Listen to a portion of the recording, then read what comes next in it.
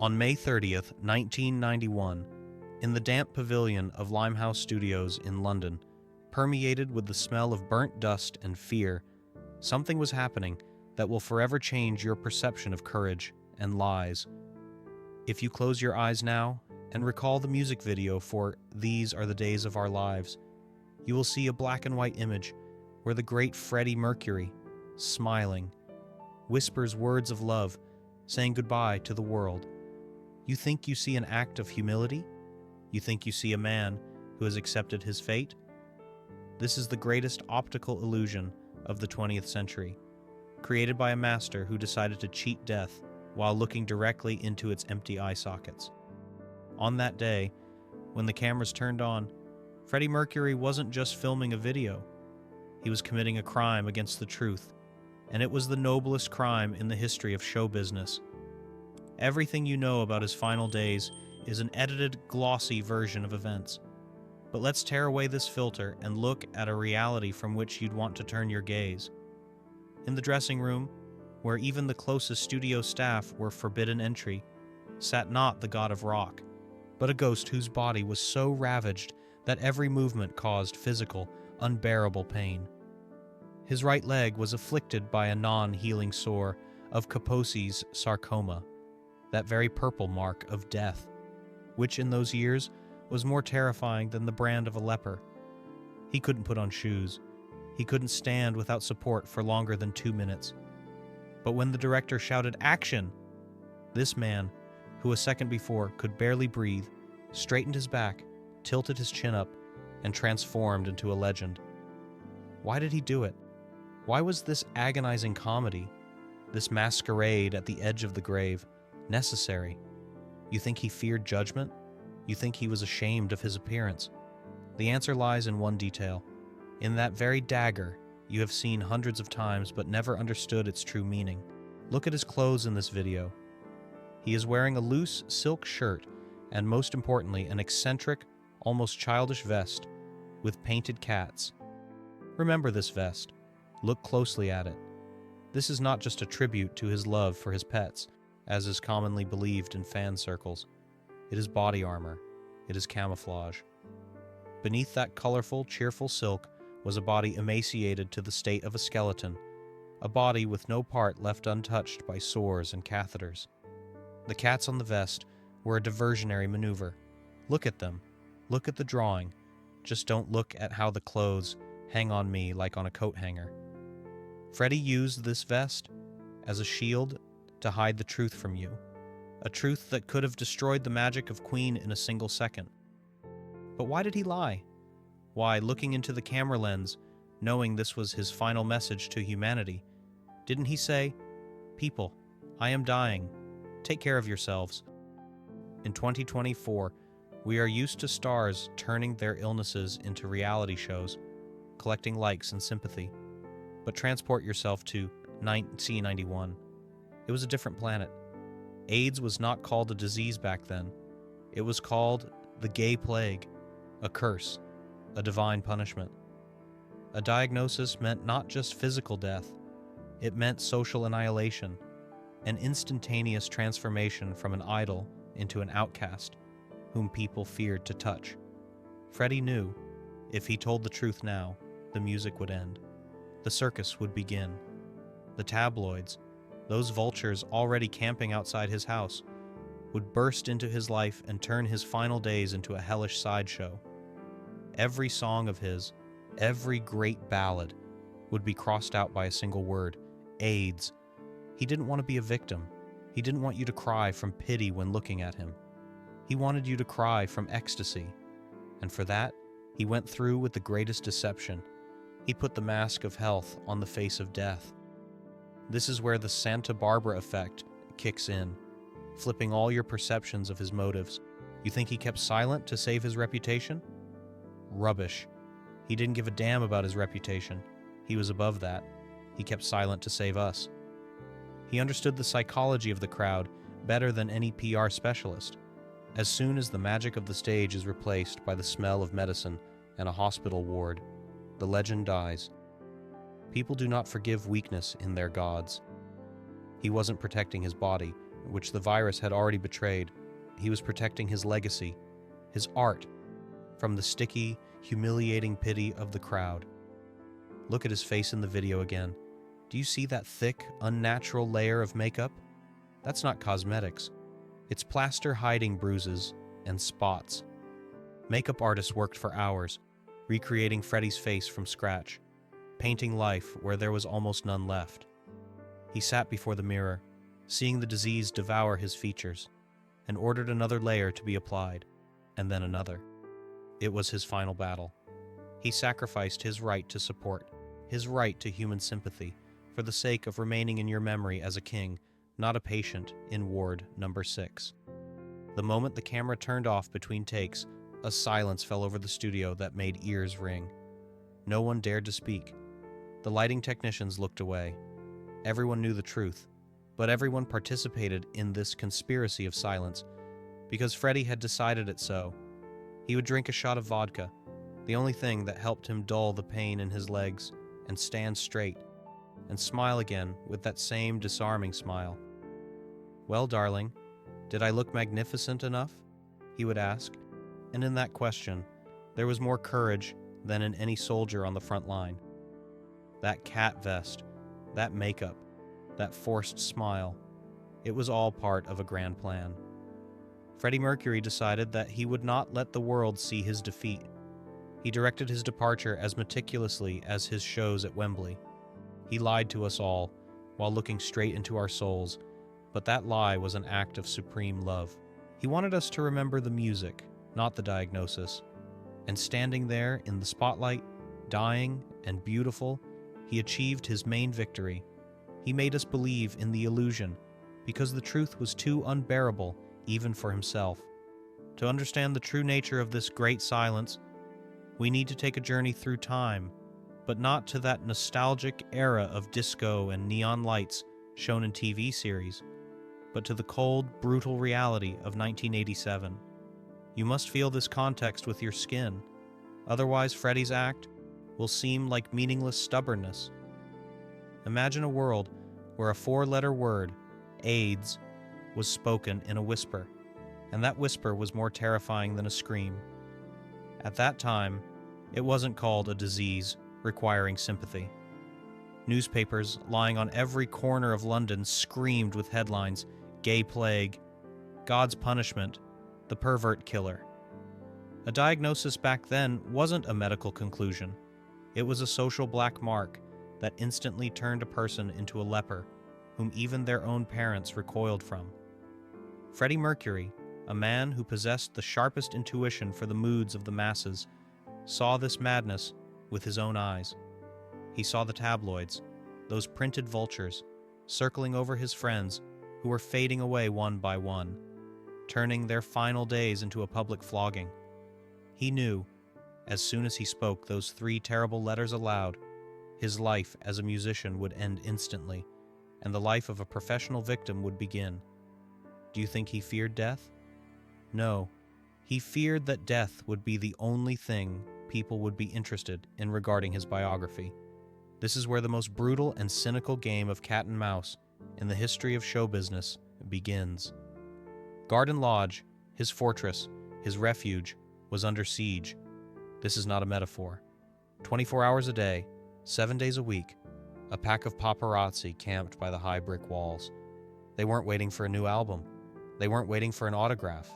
They were waiting for only one thing: a shot where the king would look bad enough to sell that picture for £50,000. They bribed the servants. They rifled through his trash, trying to find medicine packaging. They were ready to tear the truth out of his throat, along with his Adam's apple. But Freddie accepted the challenge. He decided he wouldn't give them that pleasure. And here the Santa Barbara effect kicks in, flipping your perception of victim and hunter. You think Freddie was hiding in his house, trembling with fear of being exposed? You think his silence was an act of cowardice? You're wrong. His silence was an act of aggressive warfare. Every time he appeared in public, applying tons of makeup to hide a deathly pallor. Every time he wore baggy clothes to hide that nothing but memories remained of his muscles, he was showing the middle finger to the entire gossip industry. Recall his famous interview from that period when a journalist, looking him straight in the eyes, asked about his health. Freddie didn't look away. He smiled with that same predatory, confident smile and lied. "I am perfectly healthy," he said. And in that lie, there was more truth about his character than in any confession. He wasn't protecting himself. He was protecting us, the audience, from the destruction of the magic. He understood, as soon as we know he is dying, we will stop listening to the music. We will start listening to the symptoms.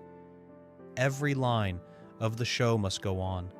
Every note of innuendo would be viewed under the microscope of pity. Ah, poor Freddie, how painful it must be for him to sing this. He hated pity. Pity is a feeling felt for the weak, and Freddie Mercury was not weak. He was a titan, and he wanted to remain a titan until the last second. Ask yourself honestly, looking in the mirror, if you knew that your every word would be distorted, that your children or parents would read in the morning paper about how your body is rotting alive, what would you do?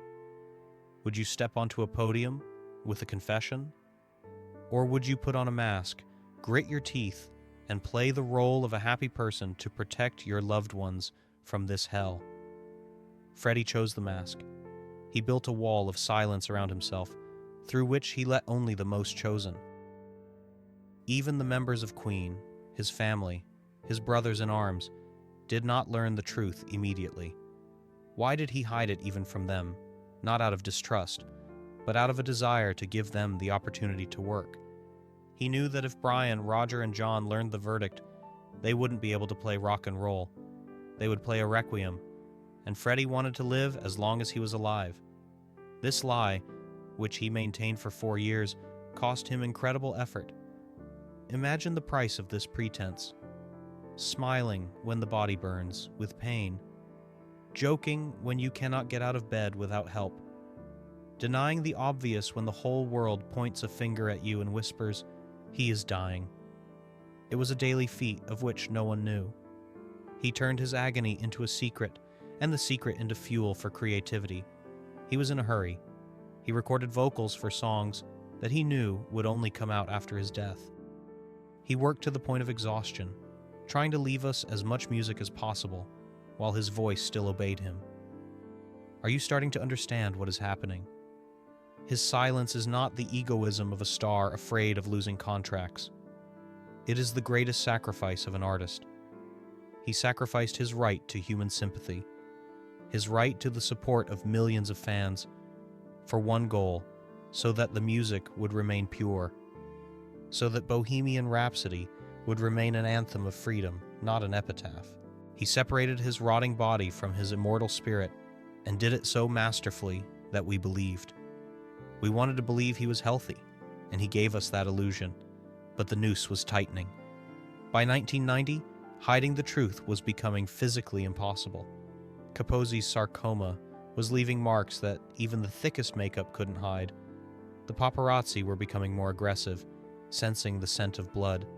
And here, at the peak of tension, when it seemed the dam of lies was about to burst under the pressure of facts, Freddie makes his final, brilliant move. He doesn't give up. He doesn't go to the press with a bowed head. He decides to use the last remnants of his strength to create a final visual masterpiece that would confuse everyone completely and become a monument to his will.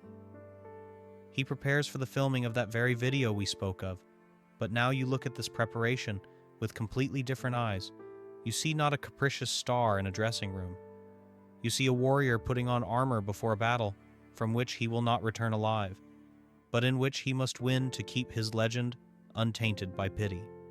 On May 30th, 1991, the air in the Limehouse Studios pavilion thickened so much it felt as if gravity operated by different laws. Here, pressing the shoulders of everyone present with a concrete slab of unspoken grief. It was the last filming day, the last take, and everyone understood they were present not at the creation of entertainment content, but at the performance of a sacred ritual of farewell, yet no one dared say it aloud. Freddie Mercury stood in the center of the set, under the sights of scorching spotlights that burned up the oxygen and caused the makeup on his face to melt, requiring constant correction.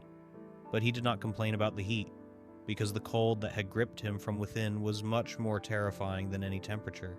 You look at this moment in the video and see a light smile, a graceful hand gesture, but your brain, deceived by the magic of editing, does not realize the physical price of that movement.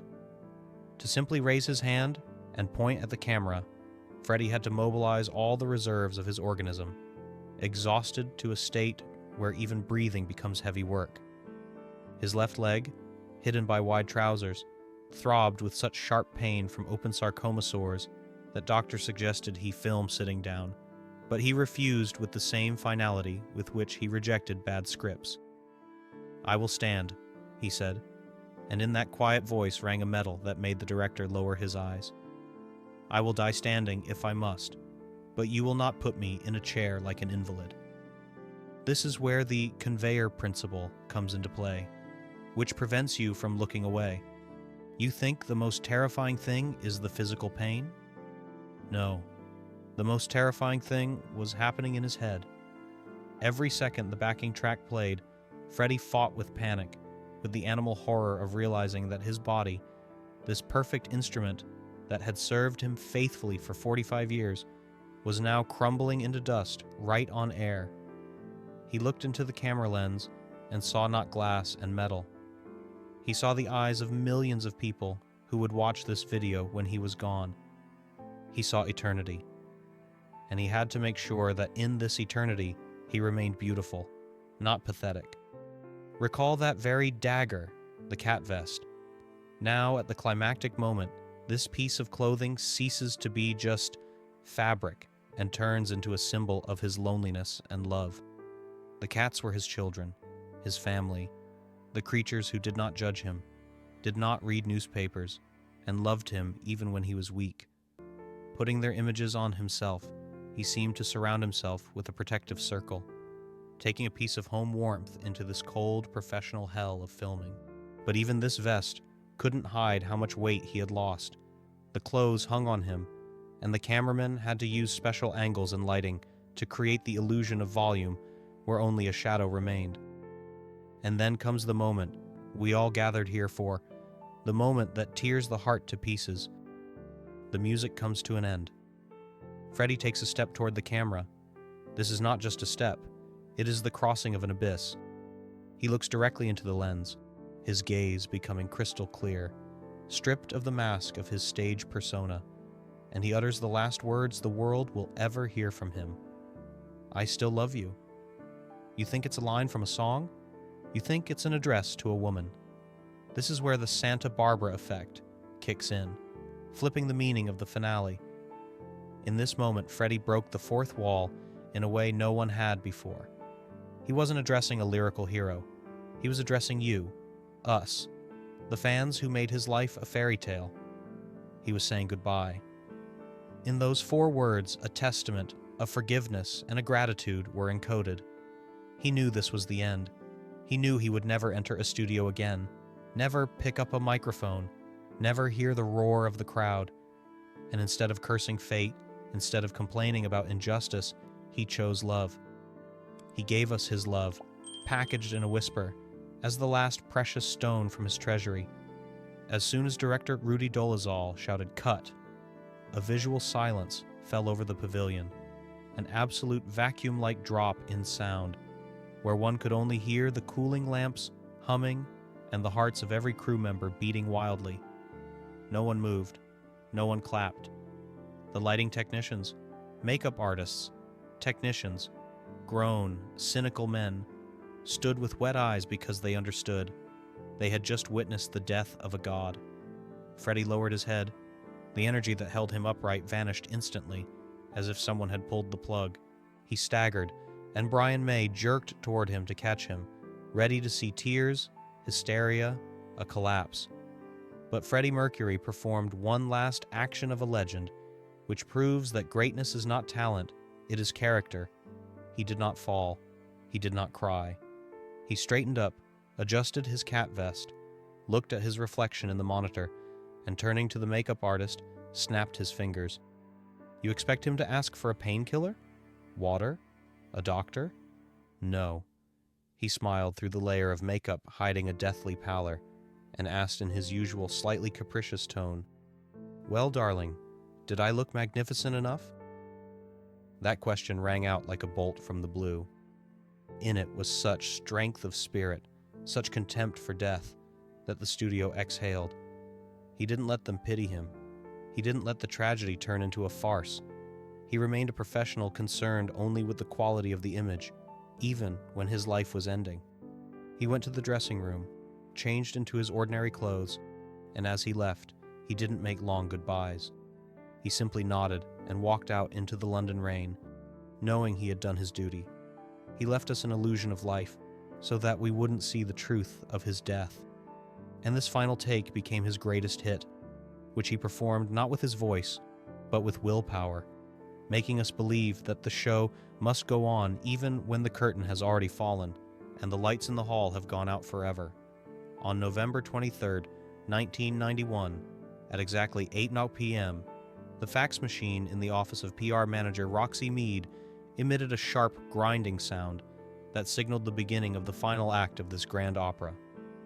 The sheet of paper slowly emerging from the machine contained the text Freddie had approved while lying in bed, gasping and losing his sight, yet not losing control over every single word. This document was not just a press release. It was a detonation of a bomb whose timer had been set 4 years ago. As soon as the words, "I wish to confirm that I have been tested HIV positive and have AIDS," reached the news agencies, the world seemed to shift out of orbit. The phones in the Queen offices glowed white-hot, news studios interrupted broadcasts, and fans, stunned by a truth they had suspected but feared to admit, began a spontaneous pilgrimage to the walls of Garden Lodge. Can you imagine this chaos? The global hysteria, the noise, the screams, the camera flashes, the headlines being set in bold type in printing houses. But let's leave this external noise and transport ourselves inside the mansion, to the very bedroom where the body lay that had become the epicenter of the hurricane. Here, behind tightly drawn curtains, something was happening that completely contradicted the laws of drama. Instead of panic or fear, there was an absolute, ringing, almost sacred silence. Freddie Mercury, a man who all his life feared silence and filled it with opera arias and parties, was now enjoying it like a gourmet enjoys a rare wine. Why? Do you think he made this statement to gain support? So that millions would pray for him. This is where the Santa Barbara effect flips your understanding of his motives upside down. At the moment the truth came out, Freddie didn't do it to fight for his life. He did it to obtain permission to die. Recall that very dagger from the previous part, the cat vest, and the thick layer of makeup that served as his armor. At the moment of the statement's publication, he mentally took off this vest. He no longer needed to hide. He no longer needed to spend precious energy maintaining the illusion of a healthy guy. The tension that had held him upright for the past few months, the animal fear of exposure, the fear of seeing his name dragged through the mud while he was still alive, vanished. He released this secret into the world, and along with the secret, the need to cling to existence left him. He exhaled the air he had been holding in his lungs for 4 years. And here comes the moment of intellectual orgasm that makes you admire not only his talent, but his frightening strategic genius. Ask yourself the question, why exactly November 23rd? Why 24 hours before the end? Doctors said his heart was strong. He could have held on for a few more days, maybe a week. But Freddie was a director until his last breath. He calculated the timing with sniper-like precision. If he had confessed a week earlier, the tabloids would have had time to launch a harassment campaign. They would have started digging through his dirty laundry, looking for someone to blame, publishing interviews with ex-lovers, savoring the details of his physical decay. He would have become an object of pity and discussion on talk shows while his heart was still beating. He couldn't allow that. No, by making the statement on the evening of November 23rd, he drove the press into a trap. They had time only to print the shocking news. They didn't have time to start analysis. They didn't have time to start a lynch mob. Because exactly 24 hours later, on the evening of November 24th, while the world was still digesting the shock of the confession, the second news item arrived, which covered the first like a tsunami covering a coastal city. Freddie Mercury was dead. Do you understand the beauty of this move? He didn't give them time for gloating. He didn't give them time for pity for a living corpse.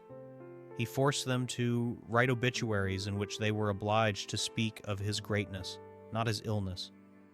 He stole the prey from the vultures. The confession and the death merged into one continuous news cycle, where the tragedy of loss outweighed the stigma of the diagnosis. He left on his own terms, leaving the last word to himself, and even death became part of his grand performance.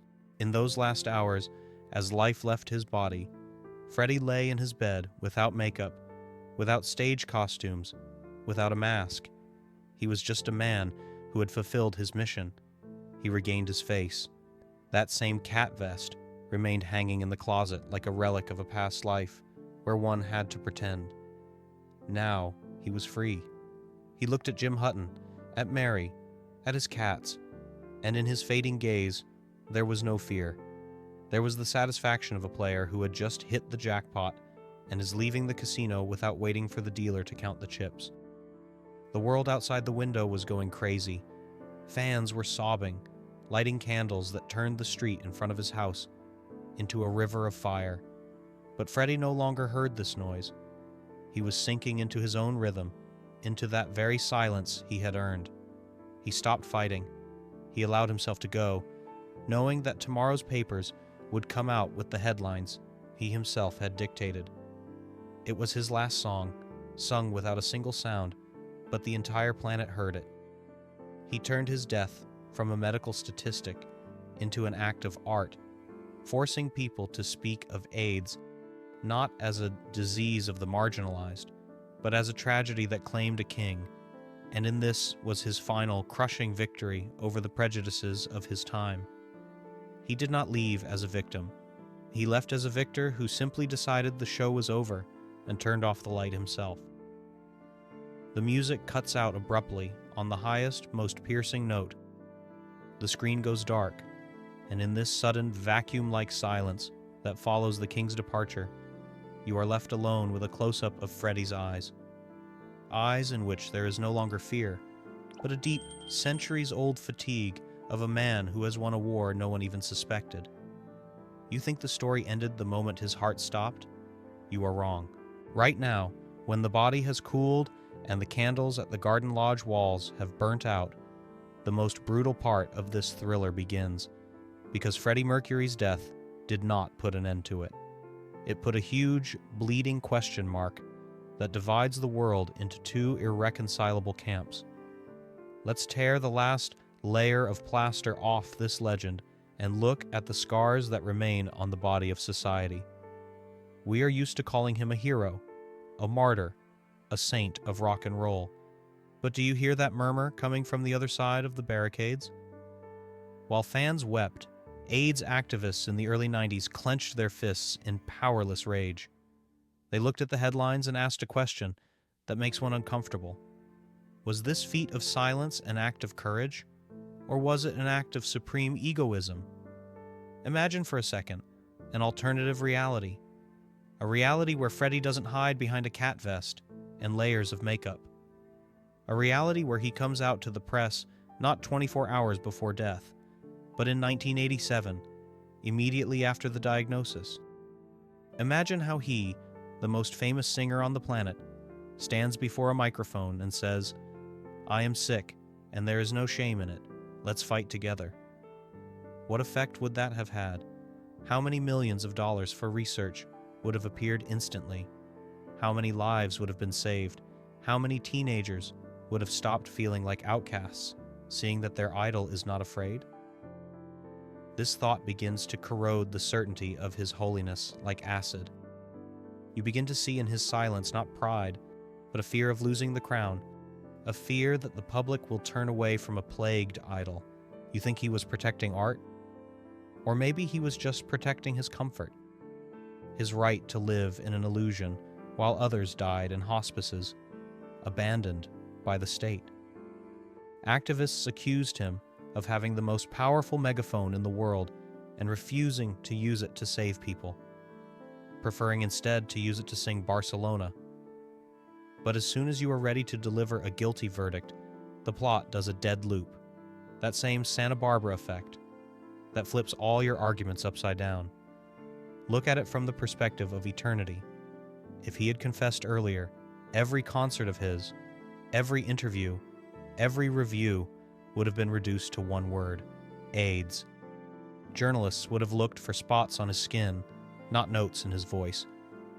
He would have ceased to be a musician and would have become a walking medical exhibit, a poster for the disease. He understood that as soon as the label was stuck, the magic of Queen would vanish. He sacrificed the opportunity to become a political leader and a saint in his lifetime to remain an artist until the last second. He decided that his music was more important than his biology. And here, your brain must explode from the contradiction.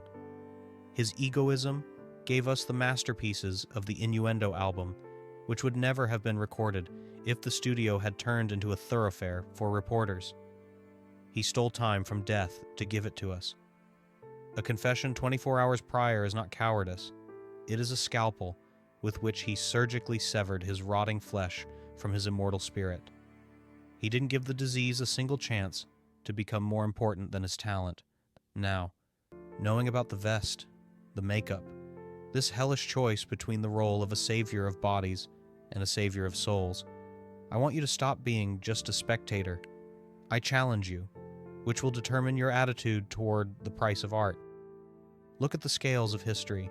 On one side, thousands of potentially saved lives and a broken stigma if he had spoken out earlier.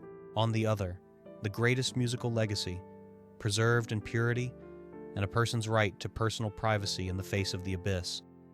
What was he in the end?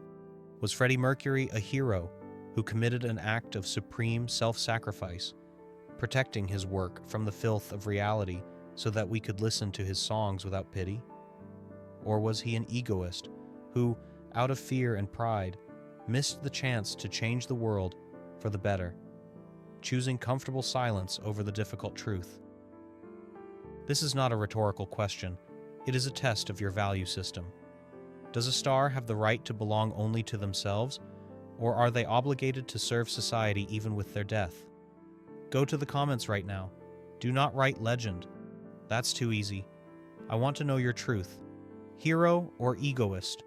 Write one word and explain why.